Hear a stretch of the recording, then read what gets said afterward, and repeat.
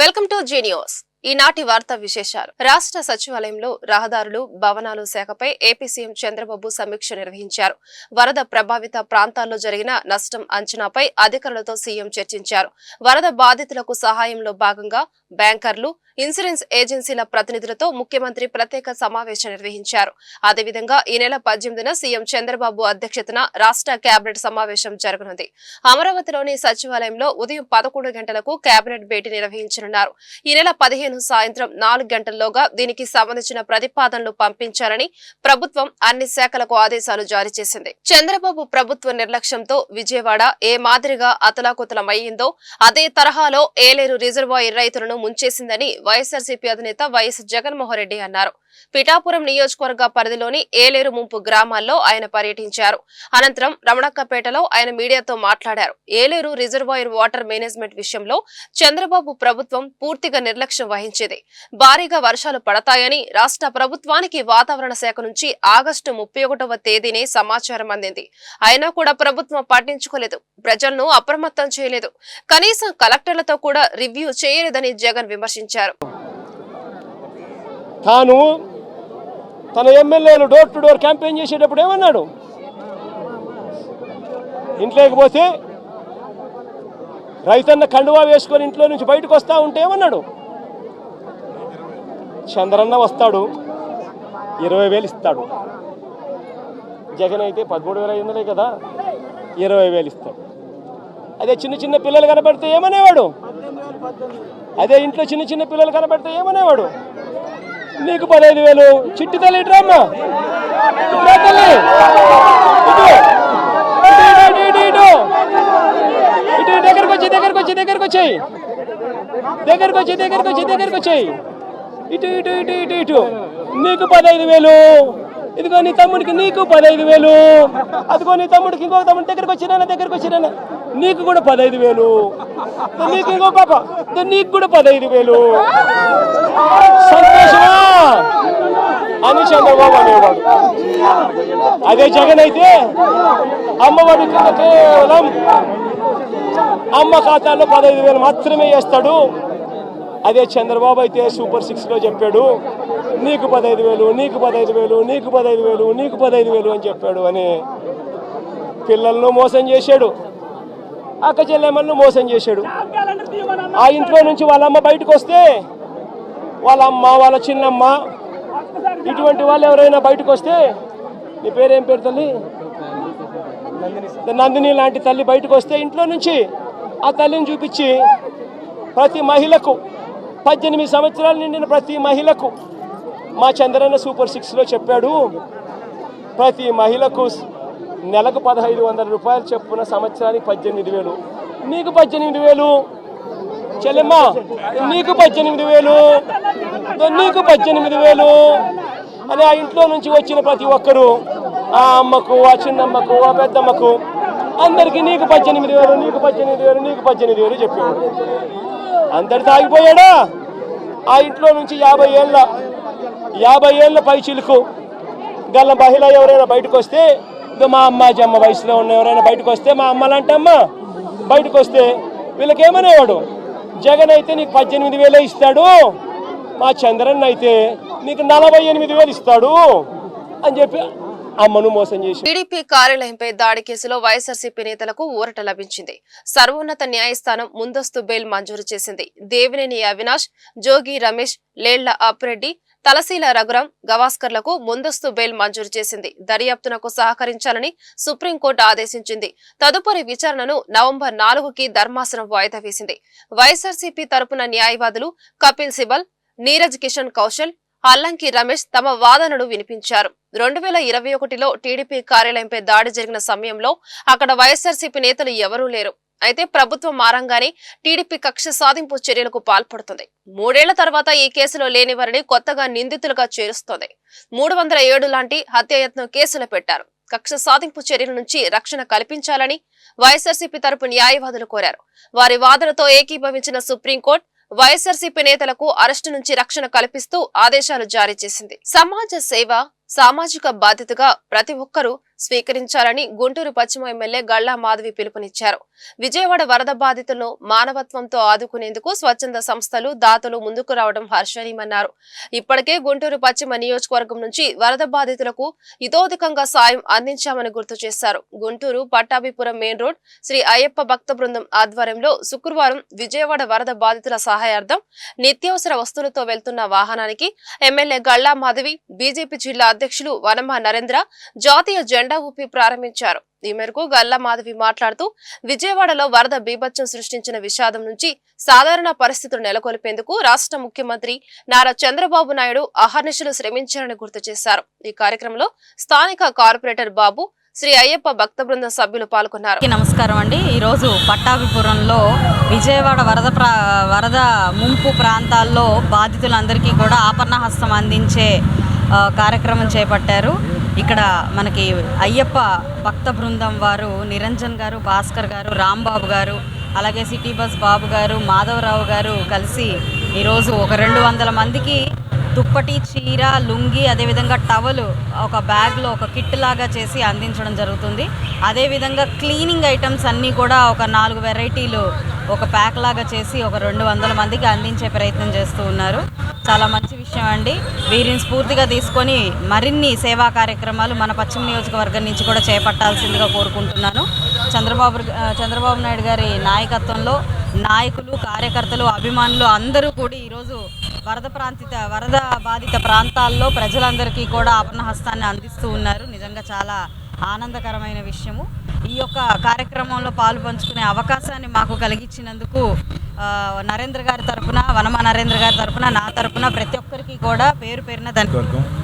గల్లా మాధవి గారి సహకారంతో మరి వార్డు కార్పొరేటర్ బస్బాబు గారి సౌజన్యంతో అయ్యప్ప భక్త బృందం పట్టాపురం వారు ఎంతో ఆలోచించి మరి వరద ముంపు తగ్గిన తర్వాత ఇళ్లల్లో ఏదైతే పాచిపట్టి కానీ లేకపోతే మురికి ఉండటం వలన చాలా అసౌకర్యంగా ఉండి దోమలు ప్రబలే ఈ పరిస్థితి ఉంది కాబట్టి వాళ్ళు ఫినాయిలు, యాసిడ్, ఇట్లా బాత్రూమ్ క్లీనర్స్, మస్కిటో మ్యాట్స్తో పాటు లుంగి, టవల్ ఇట్లా నిత్యంగా అవసరమయ్యే ఏదైతే ఉన్నాయో అన్ని సహకారంతో ఇవ్వటం చాలా మంచిది. ఇదే స్ఫూర్తితో మిగతా వాళ్ళు కూడా ఇవ్వాలని కోరుకుంటున్నాము. ఈ అయ్యప్ప బృందాన్ని కూడా ఈ పిల్లలకు కావాల్సిన బుక్స్, ఏదైతే టెక్స్ట్ బుక్స్, బూట్లు, స్కూల్ డ్రెస్సులు ఇవన్నీ పాడైపోయినాయి కాబట్టి పిల్లలకి కావాల్సిన మౌలిక సదుపాయాలతో పాటు ఈ బుక్స్ లాంటి టెక్స్ట్ బుక్స్, నోట్ బుక్స్ కూడా ఇవ్వాలని కోరినాము. వారు కూడా తక్షణ స్పందించి నెక్స్ట్ విడతలో అవి కూడా ఇస్తామని చెప్పారు. కాబట్టి ప్రజలందరినీ కోరుకునేది ఒకటే, ఆపదలో ఉన్న వాళ్ళందరినీ మనం ఆదుకోవడం మన కనీస ధర్మం. ప్రభుత్వం తన వంతు తాను సహాయం చేస్తూ నిత్యావసర వస్తువులతో పాటు అనేక రకాలుగా చంద్రబాబు నాయుడు గారు, పవన్ కళ్యాణ్ గారు, మోడీ గారు సహకరిస్తున్నారు. మరి అవి సరిపోవు కాబట్టి ఇంకా మనందరం కూడా మన మానవతా దృక్పథంతో అందరికీ సేవ చేయాలని, తగిన సహాయం అందించాలని కూడా కోరుకుంటున్నాను. ప్రకాశం బ్యారేజీ వద్ద పడవల తొలగింపు ప్రక్రియ వరుసగా 3వ రోజు ముమ్మరంగా కొనసాగుతుంది. గేట్ల వద్ద చిక్కుకున్న 4 భారీ పడవలను బయటకు తీసేందుకు రంగంలోకి దిగిన నిపుణులు బృందం తీవ్రంగా శ్రమిస్తోంది. కాకినాడ నుండి వచ్చిన 14 మంది నిపుణుల బృందం నేతృత్వంలో భారీ బోట్లు బయటకు లాగేందుకు ఏర్పాట్లు చేసింది. ఒక్కొక్కటి 50 టన్నులకు పైగా బరువు లాగే 7 శక్తివంతమైన పడవలతో రెస్క్యూ ఆపరేషన్ చేపట్టారు. చిక్కుకున్న పడవలను గొలుసులను కట్టి బయటకు లాగనున్నారు. ఇప్పటికే విశాఖకు చెందిన డ్రైవింగ్ టీమ్ తో ఒక బోటును 2గా ముక్కలు చేశారు. 2గా కోసిన ఈ బోటును తొలుత బయటకు లాగేందుకు ఏర్పాట్లు చేశారు. అనంతరం మిగిలిన 3 బోట్లను భారీ పడవల సాయంతో బయటకు తీయనున్నారు. బ్యారేజీ గోడలు, గేట్లకు నష్టం జరగకుండా బోట్లను తీసేందుకు అధికారులు ఏర్పాట్లు చేశారు. వీలైనంత త్వరలో బోటు బయటకు తీసేలా చర్యలు తీసుకుంటున్నట్లు అధికారులు తెలిపారు. మానవతా స్వచ్ఛంద సేవా సంస్థ విద్యా, వైద్య రంగాలలో చేస్తున్న సేవలు అభినందనీయమని గుంటూరు పశ్చిమ నియోజకవర్గ ఎమ్మెల్యే గల్లా మాధవి పేర్కొన్నారు. మానవతా స్వచ్ఛంద సేవా సంస్థ తరపున బ్రాడీపేట 2/13లో ఉన్న శ్రీ శారదానికేతన్ విద్యా సంస్థలకి డిజిటల్ క్లాసులకు LED టీవీ డొనేట్ చేయడం జరిగింది. ఈ కార్యక్రమంలో ముఖ్య అతిథిగా ఎమ్మెల్యే గల్లా మాధవి, మానవతా ప్రెసిడెంట్ కొమ్మాలపాటి శ్రీనివాసరావు, అయినవోలు బ్రహ్మయ్య సౌజన్య టీవీ అందించడం జరిగింది. ఈ సందర్భంగా ఎమ్మెల్యే మాధవి మాట్లాడుతూ గత కొంతకాలంగా విద్యా, వైద్య రంగాలలో మానవతా స్వచ్ఛంద సేవా సంస్థ ప్రెసిడెంట్ కొమ్మాలపాటి అనేక సేవా కార్యక్రమాలు సమాజానికి ఉధృతంగా చేస్తున్నారని, ఆయన సంకల్పం ఉన్నతమైనదని, ఇంత మంచి మనసున్న మనుష్యుల సమాజానికి అవసరమని కొనియాడారు. కొమ్మాలపాటి మాట్లాడుతూ విద్యార్థులు క్రీడల్లో కూడా రాణించారని, కష్టపడి చదువుకుంటే మీ భవిష్యత్తు బంగారబాట అవుతుందని అన్నారు. మానవతా స్వచ్ఛంద సేవా సంస్థ ద్వారా సేవలు ఉధృతం చేస్తామని తెలిపారు.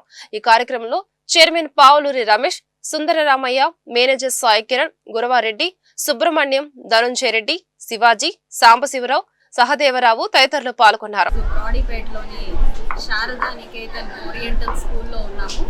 అయితే ఈరోజు ఇక్కడ సమావేశం అవడానికి ముఖ్య ఉద్దేశం ఏంటంటే, ఈరోజు శ్రీనివాసరావు గారి ఆధ్వర్యంలో బ్రహ్మయ్య గారు ఇక్కడున్న పిల్లలకి LED టీవీని అందజేయడం జరిగింది, డొనేట్ చేయడం జరిగింది.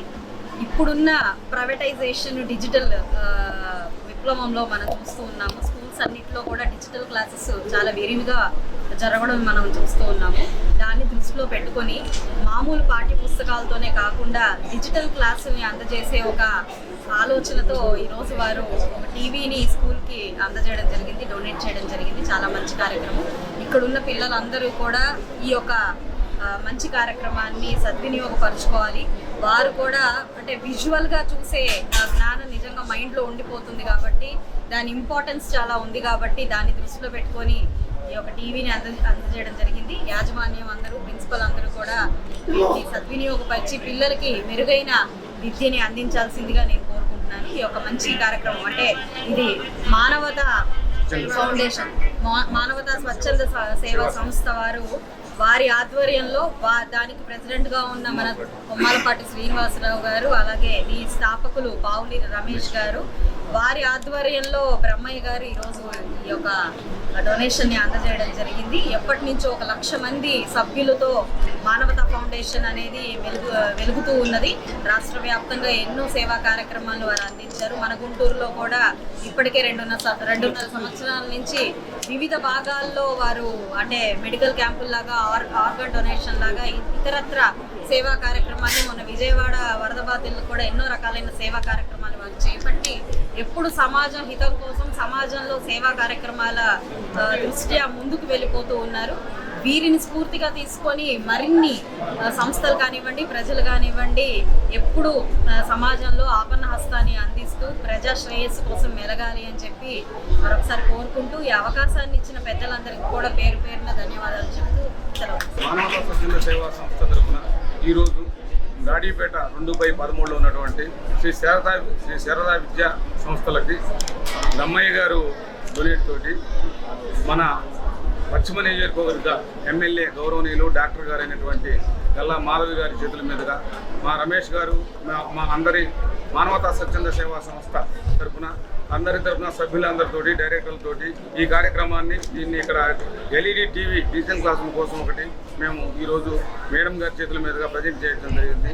మా మానవతా స్వచ్ఛంద సేవా సంస్థ ద్వారా అనేకమైనటువంటి సేవా కార్యక్రమాలని అందిస్తున్నాము. విద్యాభివృద్ధి కోసం డిజిటల్ క్లాసుల కోసం LED టీవీలు, ప్రొజెక్టర్లు, ల్యాప్టాప్లు, కంప్యూటర్లు, అలాగే మెడికల్ క్యాంపులు మరియు అవయవదానం, రక్తదానం, నేత్రదానం, బ్లడ్ క్యాంపులు, ఎన్నో సేవా కార్యక్రమాలతోటి మేము మానవతా స్వచ్ఛంద సంస్థ తరఫున మేము చేస్తున్నాము. రేపు చిలకలూరుపేట దగ్గర నాగభైరవారిపాలెంలో దాదాపుగా 1000 మందితోటి మెడికల్ క్యాంపు, 10 మంది డాక్టర్లతో మేము నిర్వహించాలని కలిసినాము. ఈ అవకాశం ఇచ్చినటువంటి పెద్దలకి అందరికీ, దీనికి ప్రత్యేకంగా వచ్చినటువంటి మన ఎమ్మెల్యే గారు, డాక్టర్ గారు అయినటువంటి మాధవి గారికి ప్రత్యేక కృతజ్ఞతలు తెలుపుకుంటూ ధన్యవాదాలు తెలుపుకుంటున్నాను. గుంటూరు జిల్లా పరిషత్ స్థాయి సంఘ సమావేశం శుక్రవారం జిల్లా పరిషత్లోని చాంబర్ హాల్లో నిర్వహించడం జరిగింది. ఈ సందర్భంగా జిల్లా పరిషత్ చైర్మన్ కత్తెర హేని క్రిస్టినా మీడియాతో మాట్లాడారు. జిల్లా పరిషత్ పరిధిలోని పనులు, బడ్జెట్, విద్య, వైద్యం అంశాలపై చర్చించడం జరిగిందన్నారు. ఒక్కొక్క రంగానికి ప్రాధాన్యత ఇస్తూ వాటి అభివృద్ధి గురించి ప్రభుత్వం, అధికారులు జెడ్పీటీసీలతో చర్చించడం జరిగిందన్నారు. జెడ్పీటీసీలకు ఎదురవుతున్న సమస్యల గురించి ప్రభుత్వ అధికారులతో చర్చించి వాటికి పరిష్కారం చూపిస్తామన్నారు. ఈ సమావేశంలో ఉమ్మడి గుంటూరు జిల్లాల జెడ్పీటీసీలు మరియు వివిధ శాఖల ప్రభుత్వ అధికారులు పాల్గొన్నారు. ప్రభుత్వ అధికారులు వచ్చారు, ఇంజనీర్స్ వచ్చారు, అలాగే జెడ్పీటీసీలు కూడా అందరూ వచ్చారు. దాదాపు ప్రతి స్థాయి సంఘ సమావేశానికి ఏ స్థాయి సంఘ సమావేశంలో ఉన్నటువంటి వారు ఆ స్థాయి సంఘ సమావేశానికి అటెండ్ అయ్యారు. ఏం లేదు, దీనికి ఏంటంటే వారు అంటే ఇప్పుడు వరకు జరిగినటువంటి అంశాలకి ప్రాధాన్యత ఇస్తూ మేము వారికి చెప్పడం జరిగింది. వారు అడిగింది ఏంటంటే ముఖ్యంగా జెడ్పీటీసీలు అడిగింది ఏంటంటే పన్నులు పాత పన్నులు ఇవ్వమని వాళ్ళు పెట్టినటువంటి వర్క్స్ ఏవైతే ఉన్నాయో వాటిని మాకు త్వరగా ఇవ్వమని చెప్పేసి వారు కోరటం జరిగింది. మేము ఈ సమావేశం అంటే ఈ స్టాండింగ్ కమిటీ అయిపోగానే ఇస్తామని వారికి చెప్పడం జరిగింది. రేపు 15th ఫైనాన్స్ మాకు రాగానే మరి కొత్త వాటిని కూడా కొత్త వర్క్స్ పెట్టి వాటి కొత్త వర్క్స్ కూడా వాళ్ళకి ఇవ్వటం ఇస్తామని చెప్పేసి వాళ్ళకి చెప్పటం జరిగింది. మరి ఈ యొక్క అంశాల యొక్క మరి ప్రాధాన్యత గురించి కూడా వాళ్ళు అడిగారు. వాటి గురించి మాట్లాడటం కూడా జరిగింది. నవయుగ కవి చక్రవర్తి గుర్రం జాషువా 129వ జయంతి సభ ఈ నెల 27న గుంటూరులో జరుగుతుందని ఎమ్మెల్సీ కేసు లక్ష్మణరావు తెలిపారు. ఈ సభను విజయవంతం చేయాలని పిలుపునిచ్చారు. ఈ సభకు సంబంధించిన ప్రచార కరపత్రాన్ని శుక్రవారం గుంటూరు బ్రాడీపేటలోని గుర్రం జాషువా విజ్ఞాన కేంద్రంలో ఎమ్మెల్సీ ఆవిష్కరించారు. ఈ సందర్భంగా లక్ష్మణరావు మాట్లాడుతూ ప్రముఖ సాహితీవేత్త పుస్తక సమీక్షకులు గుమ్మా సాంబశివరావు, పాడుదామ స్వేచ్ఛ గీతం రాసిన గంటేడ గౌరవ నాయుడులకు జాషువా సాహిత్య పురస్కారాన్ని అందిస్తున్నట్లు తెలిపారు. ఈ సభలో ముఖ్య వక్తలుగా మాజీ ఎమ్మెల్సీ ఎంవీఎస్ శర్మ, వి బాలసుబ్రహ్మణ్యం పాల్గొంటారన్నారు. జాషువా ఉమ్మడి గుంటూరు జిల్లా వినుకొండ ప్రాంతంలో జన్మించడం గర్వకారణమన్నారు. కులమత ప్రాంతీయ తత్వాలకు వ్యతిరేకంగా ఆయన సాహిత్యం కొనసాగిందన్నారు. నేటి సామాజిక ఆర్థిక రాజకీయ పరిణామాల నేపథ్యంలో ఆయన సాహిత్యాన్ని విస్తృతంగా ప్రజల్లోకి తీసుకువెళ్లాలని కోరారు. ఈ సభ నేపథ్యంలో జిల్లాలో విద్యార్థులకు జాషువా సాహిత్యంపై వ్యాసరచన, ఉపన్యాస, కవితల పోటీలు జరుగుతాయన్నారు. ఈ సమావేశంలో గుర్రం జాషువా విజ్ఞాన కేంద్రం managing trust Pasam Ramarao, Eemani Apparao, M M Chishti, Kiran Bairagani Srinivasarao, S Padma, Devarakonda Srinivasarao తదితరులు పాల్గొన్నారు. నవయుగ కవి చక్రవర్తి గుర్రం జాషువా 129వ జయంతి సెప్టెంబర్ 28న వస్తుంది. ప్రతి సంవత్సరం కూడా గుంటూరు నగరంలో ఉన్న గుర్రం జాషువా విజ్ఞాన కేంద్రం ఆధ్వర్యంలో గత దశాబ్ద కాలంగా గుర్రం జాషువా సాహితీ పురస్కారాలని అందజేస్తున్నాం. ఈ సంవత్సరం ఈ సాహితీ పురస్కారాలని సెప్టెంబర్ 27వ తేదీ సాయంత్రం 4 గంటలకి ఈ సాహితీ పురస్కారాలను అందజేస్తున్నాం. ఈసారి 2 ప్రముఖ సాహితీవేత్తల్ని పురస్కారాలకు ఎంపిక చేసాం. ఒకరు డాక్టర్ గుమ్మా సాంబశివరావు, ఆయన మన గుంటూరు జిల్లాకే చెందిన గొప్ప సాహితీవేత్త. విజయవాడ ఆంధ్ర లయోలా కళాశాలలో తెలుగు అధ్యాపకులుగా పనిచేసి పదవి విరమణ చేశారు. అనేక గ్రంథాలని ఆయన రచించడం జరిగింది. రెండవవారు ఉత్తరాంధ్రకు చెందినటువంటి శ్రీకాకుళం జిల్లా పార్వతీపురానికి చెందినటువంటి గంటేటి గౌరనాయుడు.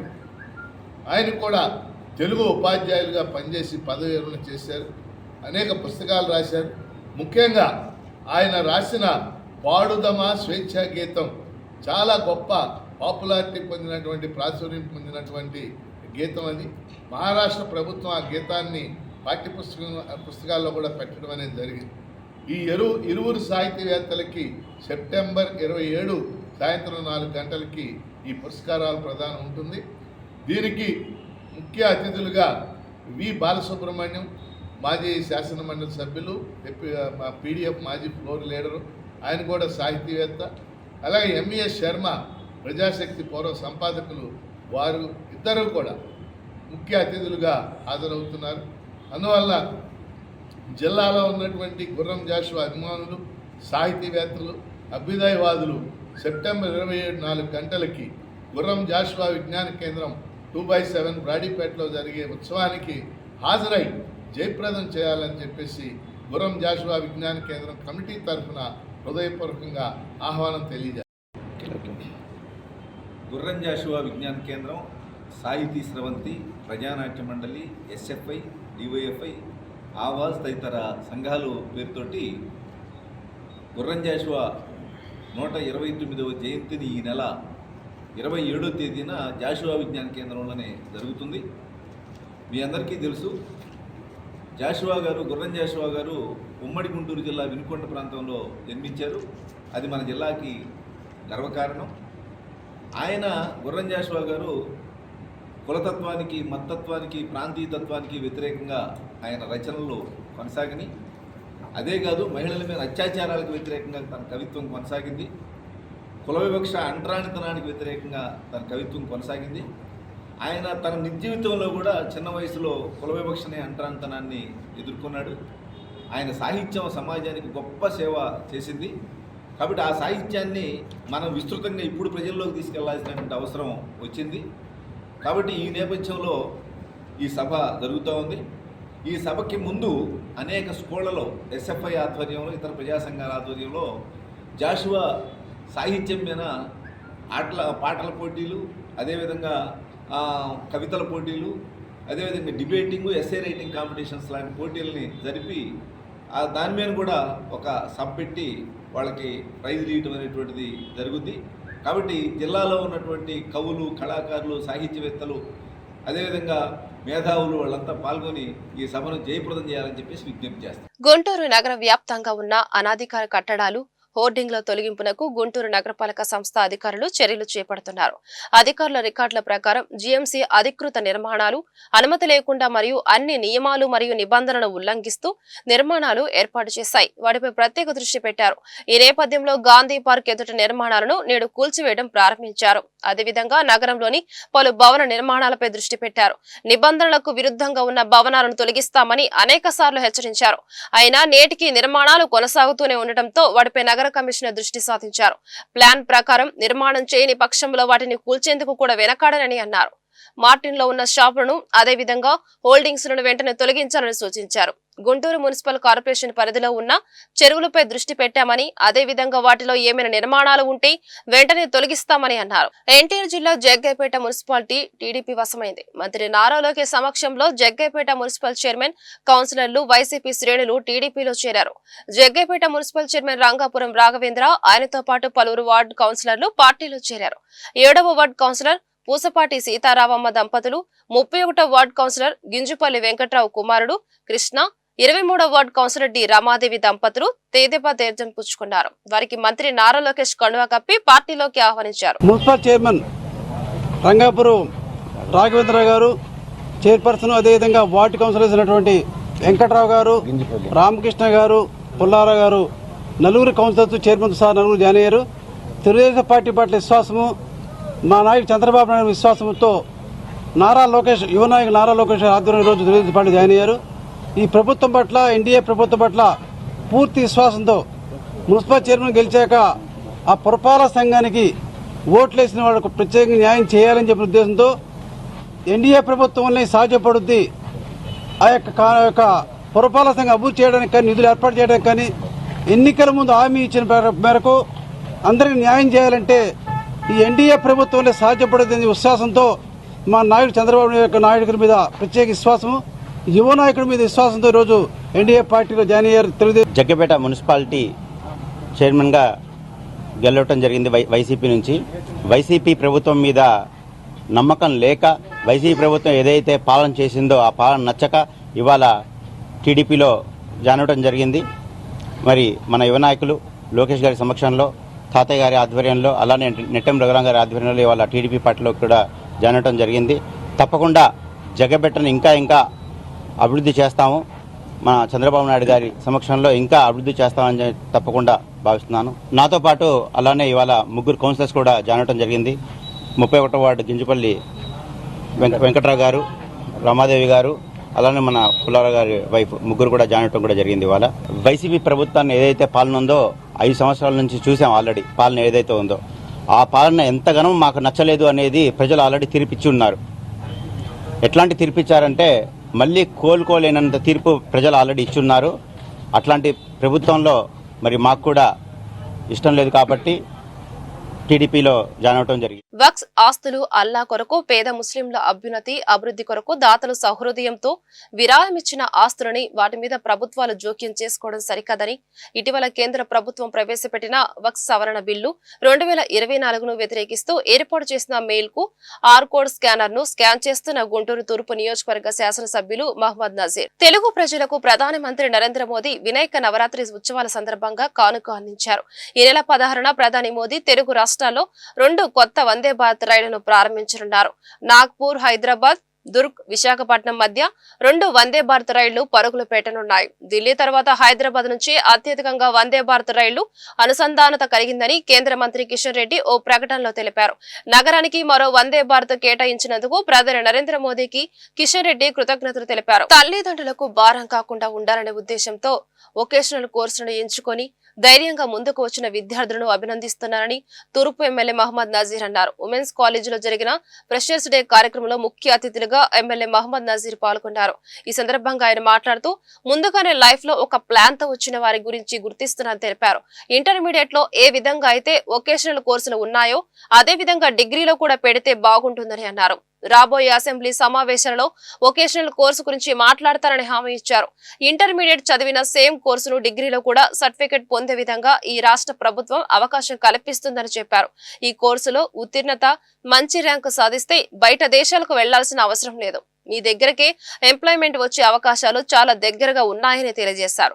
కాలేజీలో చెప్పే పాఠాలతో పాటు బయట ప్రాక్టికల్ నాలెడ్జ్ పెంపొందించుకోవడం వల్ల చాలా అవసరమన్నారు. కాలేజీ ఆవరణలో అనేక వర్క్ షాపులు నిర్వహించాలని కోరారు. దానికి కావాల్సిన సహాయ సహకారాలు నేను అందిస్తానని అన్నారు. పోలీస్ డిపార్ట్మెంట్ మరియు కార్పొరేషన్ తరపు నుండి పూర్తి మద్దతు అందిస్తామని తెలిపారు. మంచిగా చదువుకొని మంచి ర్యాంకులతో పాస్ అయి తల్లిదండ్రులకు గురువులకు మంచి పేరు ప్రఖ్యాతులు తేవాలని కోరారు. చాలా మంది అంటే మిగతా వాళ్ళకి బాధ్యత లేదని కాదు, వాళ్ళందరూ కూడా ఒక 5 సంవత్సరాలు 6 సంవత్సరాలు చదివిన తర్వాత వాళ్ళు ఏదో సంపాదిద్దామని ఆలోచన ఉంటే మీరు మాత్రం తల్లిదండ్రులకి భారం కాకూడదు, మా కాళ్ల మీద మేము నిలబడాలని చెప్పి ఒక వొకేషనల్ కోర్సెస్ కోసం మీరు ముందుకు రావడం అనేది నిజంగా మీ అందరూ కూడా ఉన్నటువంటి ధైర్యానికి నేను హృదయపూర్వకంగా అభినందిస్తా ఉన్నా. రెండో ముఖ్యమైనటువంటి విషయం, మీరు తీసుకున్నటువంటి ఈ మార్గం మంచి మార్గం అని చెప్పడంలో ఎటువంటి సందేహం లేదు. ఎందుకంటే ఇంటర్మీడియట్ చదివినటువంటి వాళ్ళందరూ కూడా ఇంజనీరింగ్ లోనో లేకపోతే బైపీసీ డాక్టర్లు అవుతారని నేను చెప్పలేను. వాళ్ళందరూ కూడా అక్కడికి వెళ్లిన తర్వాత కూడా ఏదో లైవ్లీహుడ్ కోసం ఏదో ఒకటి వెతుక్కోవడం తప్ప వేరే మార్గం లేదు. 100 మంది ఎగ్జామ్ రాస్తే నీటిలో వచ్చేది 2కో 3కో వస్తుంది. మిగతా వాళ్ళందరూ కూడా ఏదో ఒకటి చేసుకోవడమే. మీలాగా డిజిటల్ మార్కెటింగ్ లేకపోతే MLT-నో లేకపోతే ఇంకోటో వాళ్ళు కూడా ఫర్దర్ డిప్లొమా లాగా ఏదో ఒక ఉద్యోగం కోసం తాపత్రయపడి వాళ్ళు కూడా అటువంటి కోర్సెస్ చేసుకునేటువంటి పరిస్థితులు. కానీ ముందే మీరు లైఫ్ లో ఒక ప్లాన్ తో వచ్చినటువంటి పిల్లలుగా మీరందరూ కూడా ఇప్పుడు తీసుకున్నటువంటి వొకేషనల్ కోర్సెస్ ని స్ట్రెంగ్తెన్ చేయడానికి మొన్న చాలా సార్లు కుటుంబరావు గారు నేను మాట్లాడుకున్నాం, ఇప్పుడే ఆర్ఏ గారు కూడా చెప్తా ఉన్నాడు. దీన్ని ఫర్దర్ గా మీరు ఇంటర్మీడియట్ లో చేసుకునేటువంటి కోర్సెస్ తో పాటు ఫర్దర్ గా మీకు అవసరమైనటువంటి డిగ్రీలో కూడా ఇటువంటి డిప్లొమా కోర్సెస్ ని లాంచ్ చేస్తే ఇంకా ఫ్యూచర్ బాగుంటుందనే విషయాన్ని ఇప్పుడే పెద్దలు చెప్పారు. తప్పకుండా దాని మీద కూడా నేను రాబోయేటువంటి అసెంబ్లీ సెషన్ లో ఈ వొకేషనల్ కాలేజెస్ మీద అసెంబ్లీలో డిస్కషన్ చేయడానికి ఒక టాపిక్ కూడా ఇప్పటికే ఇవ్వడం జరిగింది. సో మీకు రావాల్సినటువంటి కాలేజ్ లో కావాల్సినటువంటి ఫెసిలిటీస్ తో పాటు మీరు ఇంటర్మీడియట్ లో చదివిన తర్వాత డిగ్రీలో కూడా సేమ్ కోర్సులో మీరు డిగ్రీ కూడా తీసుకునేటువంటి అవకాశాన్ని తప్పకుండా ఈ ప్రభుత్వం కల్పిస్తుందని నాకు నమ్మకం ఉంది. ఎందుకంటే ఈరోజు చూస్తా ఉన్నాం, ఏ ప్రభుత్వం అయినా రాష్ట్రంలో గాని దేశంలో గాని ప్రపంచంలో గాని యువతని ఎప్పటికప్పుడు వాళ్ళందరూ కూడా జాబ్ ఓరియంటెడ్ గా తయారు చేయాల్సినటువంటి అవసరాన్ని గుర్తించి పెద్ద ఎత్తున కోట్ల రూపాయలు ఖర్చు పెడుతున్నటువంటి పరిస్థితులు ఉన్నాయి. ముఖ్యంగా స్కిల్ డెవలప్మెంట్ ఎప్పుడు లేనటువంటి విధంగా ఈ ప్రభుత్వం ఈరోజు చేపట్టంగానే నారా లోకేష్ గారి అధ్యక్షతన ఆయన మంత్రి అయిన తర్వాత స్కిల్ సెన్సెస్ అని ఒక కొత్త సెన్సెస్ ని పెట్టారు. సెన్సెస్ అంటే మీకు అందరికి తెలుసు కదా, ఎవరు ఏంటి అనేది మొత్తం గణన చేస్తారు. అంటే ఎవరు ఏ వృత్తిలో నైపుణ్యం కలిగి ఉన్నారు. ఇక్కడ మన గుంటూరులో చాలా మంది ఆటోమొబైల్ రంగానికి సంబంధించిన